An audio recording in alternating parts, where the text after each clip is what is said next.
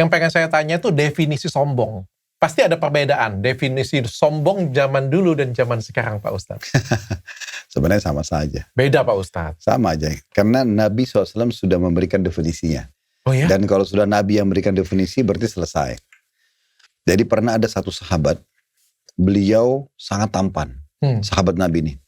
Orangnya tampan, pakaiannya selalu bersih dan rapi. Lalu beliau mengatakan, ya Rasulullah, Anda sudah lihat bagaimana Allah berikan kepada saya kelebihan fisik dan penampilan ini. Apakah kalau saya tidak ingin orang lain menyaingi saya dalam penampilan? Maksudnya kalau ada orang lebih bersih, saya mau lebih bersih lagi. Saya mau begitu. Apakah itu termasuk kesombongan? Kata Nabi SAW, bukan. Oke. Lalu apa itu kesombongan? Kata Nabi SAW, batrul haq. Ya. Dia menolak kebenaran itu. Ya. Dan juga meremehkan orang lain. Ya, jadi itu poin, definisinya di situ. Kapan seseorang itu sampai padanya sebuah kebenaran lalu dia nolak, padahal dia tahu dia salah, itu sudah sombong. Atau dia merendahkan orang lain. Nah, sudah masuk dalam kesombongan. Oke, Pak Ustadz. Kalau itu baku.